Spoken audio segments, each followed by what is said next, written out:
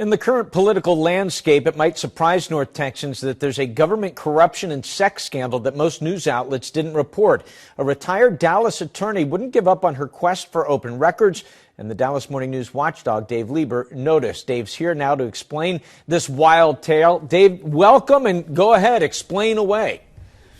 Well, Mark, we all knew about the Secret Service scandals that happened in the Colombian nation, but turns out that there were many other scandals that have happened in that service in the last 4 or 5 years involving sex, alcohol, prostitutes, stolen guns, and in one case even locally involving Frisco boy, maybe a sexual molestation of an underage minor by an agent. And my partner, Marina Trahan Martinez, she took the 3,900 documents that came out on this and she analyzed them and put them on our website, dallasnews.com, to show people what's really been going on in the Secret Service. All right, but talk to us about the the woman who went after these open records and really did all the legwork for this.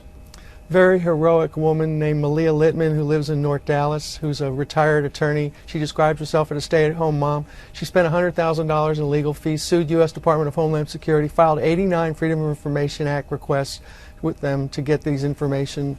It's amazing. This woman has such guts and courage, and she's just a regular person, you know, who decided to get curious, and so she dug all this information out over the last few years. Yeah, there's nothing really regular about her, though, right? And why is it important that something like this comes out?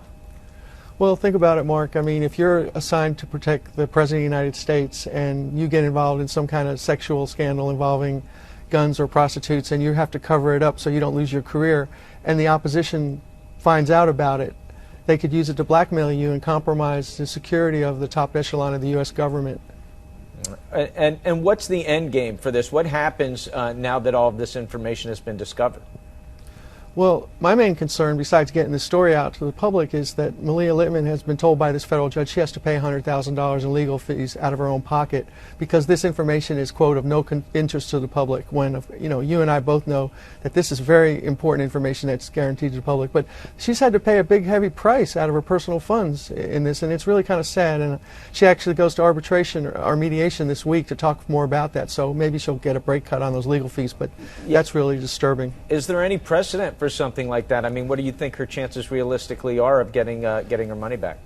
I don't know, because it's up to a retired senior judge who's sitting in on the case, and he used a 1995 lawsuit to justify that this is not of the public interest when it's so much of the public interest. So I don't really know what's going to happen here.